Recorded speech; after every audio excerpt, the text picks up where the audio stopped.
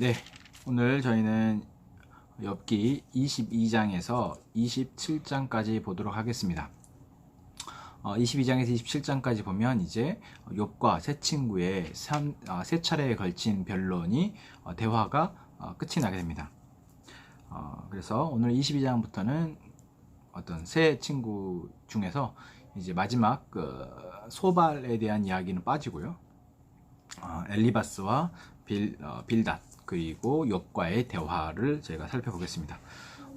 계속해서 말하고 있지만 욥과 세 친구가 세 차례에 걸쳐서 이야기를 하고 있지만 그 내용에 있어서는 크게 차이가 없다. 세 친구는 계속해서 욥이 하나님에게 응가응보의 어떤 지금 상황에 있다. 그래서 너가 죄를 범했고 그 죄에 대한 대가로 이런 벌을 받았으니 빨리 회개해야 된다. 하나님께 회개하고 돌아와라 라고 이야기를 하고 있고, 욥은 그것에 대해서, 그러한 주장에 대해서 자기가 죄가 없음을, 하나님에게 이러한 벌을 받을 만한 죄가 없음에 대해서 계속적으로 반복으로 변론하고, 또한 그 변론보다도 어떤 그 사람과의 변론에 큰 의미를 두기보다 결국 하나님에게 탄원, 하나님에게 하소연을 하고 하나님에게 억울함을 호소하는, 그래서 하나님의 도움을 구하는 그러한 대답이 주를 이룹니다. 자, 22장에도 이제 보게 되면 엘리바스가 또 한 번 이야기를 하는데, 이때 이제 엘리바스가 세 번에 걸쳐서 욥에게 이야기를 하면서 계속 그 강도, 욥을 비난하고 정죄하는 강도가 세지고 있다라는 것을 저희가 보면 알 수 있습니다. 그래서 엘리바스가 참 지혜로운 사람일 텐데, 하나님도 알고 또한 세상에 대한 경륜도 잘 알고 있는 사람일 텐데, 22장에서 보면은 엘리바스가 욥에 대해서 욥이 너가 아마 이런 죄를 지었을 거다라고 짐작하며 추측하면서 어떤 나열하는 죄들이 있습니다. 목마른 자에게 물을 마시지 하지 않고 형제를 볼모로 잡고 헐벗은 자의 의복을 벗겼다. 뭐 이런 이야기들 하는데, 이것은 보통 부유한 사람들이 저지르는 흔히 저지르기 쉬운 범죄의 어떤 하나님 앞에 불의함인데, 이러한 불의함에 대해서 욥이 너도 아마 그랬을 거다, 너가 부유하지 않았냐, 너가 그랬을 거다 라고 짐작을 하는, 추측을 하는 거에서 정죄를 하는 것이죠. 이거 사실 위험한 일이죠. 우리가 어떤 지위나 어떤 그 사람의 모습들만 가지고, 겉모습 또는 어떤 그럴 거다라고 추측해서 누군가를 정죄하는 것은 참 위험한 일인데, 엘리바스가 자꾸 욥이 자기는 죄가 없다라고 말하는 모습을 보고 너가 아마 그런 죄를 지었을 거다, 너 부유하잖아, 너 잘 살았잖아, 그러니 너 그런 죄를 지었을 거야 라고 어떤 정죄하고 있는 것이죠. 또 그뿐만 아니라 욥이 했던 이야기들을 잘 들어보면, 욥이 하나님의 주권과 하나님의 심판에 대해서, 하나님의 일하시는 것에 대해서 어떤 그 인정하지 않고 있는 것은 아니었지 않습니까? 그러니까 하나님이 어떤 분이신지를 욥이 너무나 잘 알고 있었고, 하나님은 하나님의 주권에 따라서 하시고자 하는 일은 반드시 하실 분이시고, 그리고 하나님은 공의와 정의에 따라서 판단하신다라는 것에 대해서 욥이 너무나도 잘 인정하고 있었지만, 그럼에도 불구하고 자기에게 주어지는 이 상황 가운데에서 자기의 죄가 이토록 극심한 고통 가운데 있게 한 자기의 죄가 자기는 무엇인지에 대해서 의문을 갖는 것이죠. 그러면서 하나님 앞에 탄원을 하는 그런 이야기가 욥의 대화였는데, 엘리바스는 욥이 자기가 죄가 없다 하는 이야기에 대해서 너가 지금 하나님의 주권을 인정하지 않는구나 라고 어떤 그 욥이 하나님을 무시한다 라고 어떤 단정을 하고, 또 거기에 대해서 너가 그러니 큰 화를 입을 것이다 라고 이야기하고 있습니다. 그래서 빨리 돌아와라, 하나님께 돌아와라.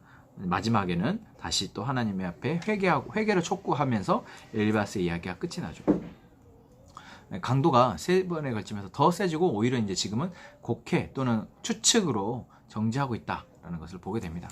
그러니까 이런 모습들, 그러니까 욥과 세 친구의 대화를 통해서 이것이 한 번이 아니라 세 번에 걸쳐서 동일한 사람과 대화가 주고받아지고 있잖아요. 어떤 주제도 똑같고 내용도 비슷합니다. 그런데 이것을 왜 욥기는 다 기록하고 있을까라는 걸 생각해 보면, 우리가 어떤 편협한 사고를 갖고 있는 사람, 어떤 그 정형적인 사고를 갖고 있는 사람들이 어떤 이야기를 주고받을 때, 이것이 정말 변하기가 어렵구나. 그리고 그것이 위험성에 대해서 이 욥기는 보여주고 있는 것이 아닌가라고 생각이 됩니다. 그래서 뭔가 오류가 있고 한계가 있는데도 불구하고 그것이 계속 반복된다라는 것이죠. 그러면서 점차 더 악해지고 더 심해진다라는 것. 그래서 이 인간의 어떤 지혜와 인간의 논리라고 말하죠. 논리적으로 무엇을 이야기한다라고 할 때 그런 지혜와 논리 이러한 것들은 한계가 있다. 그래서 이 하나님 앞에 우리가 무언가를 주장한다라는 것은 정말 부끄러운 일이 되어야 되는데, 이 엘리바스나 이런 빌닷과 같은 사람의 이야기를 들여다보면은 우리가 정말 심각하구나.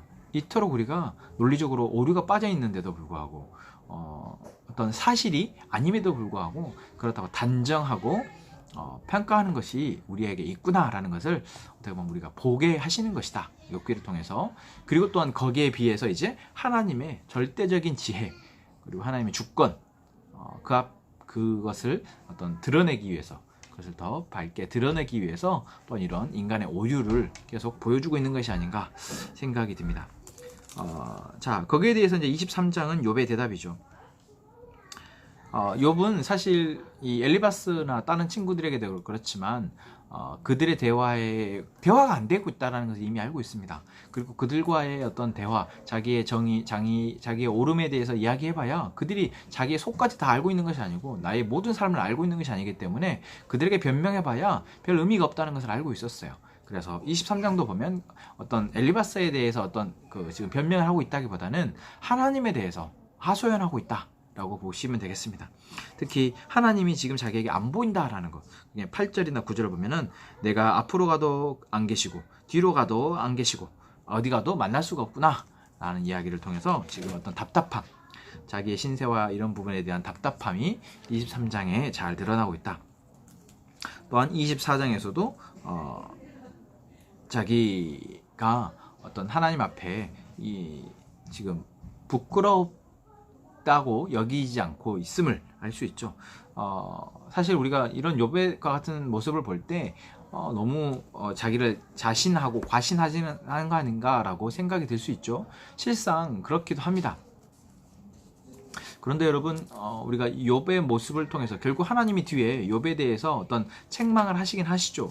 하지만 욥에 대한 책망보다 욥의 어떤 이러한 버틴다고 하죠.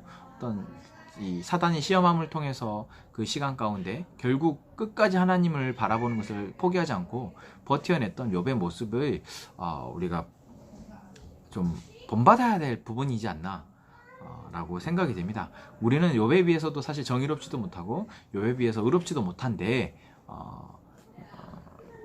그래서 사실 우리는 욥과 같이 어떤 당당하거나 떳떳할 수 없겠지만 어쨌든 우리가 욥과 같이 하나님을 보시기에 하나님을 계속해서 우리의 상황과 상태 가운데에서 하나님을 바라보는 것을 쉬지 않는, 멈추지 않는 저희가 되었으면 좋겠다 생각하게 됩니다. 자, 그리고 이제 25장이나 26장 또 이제 마지막 27장까지도 하나님이 분명히 운행하고 계시고 하나님이 주관하고 계신다라는 것을 알고 있습니다. 그래서 빌닷도 잠깐 또 이야기를 하지만 빌닷이나 욥에 대한 이야기를 들으면 우리가 보면 결국 하나님의 주권 아래 우리 인간이 얼마나 어리석은지를 다시 한번 보게 되고 그 어리석음에 대해서 우리가 알아차리고 사실 깨닫기가 쉽지 않구나. 그래서 우리가 하나님이 우리에게 주신 지혜는 인간이 아무리 깨달으려고 노력해서 얻어진다기보다 하나님에게서 나오는 것이구나 라는 것을 우리가 이런 대화를 통해서 알 수 있다라는 것을 저희가 좀 보게 됩니다. 계속 욥과 세 친구의 대화가 반복되다 보니까 저희가 어떤 계속 저 역시도 반복적으로 같은 이야기를 할 수밖에 없는데 어쨌든 27장까지는 우리가 욥과 세 친구의 대화를 계속해서 교차해서 보게 되었고 그 대화 가운데서 우리에게 발견되어지는 부분들이 있다. 그것은 인간의 지혜의 유한함과 어리석음, 우리가 결국 하나님의 뜻을 다 알 수 없다라는 것을 좀 보게 되었습니다. 네, 감사합니다.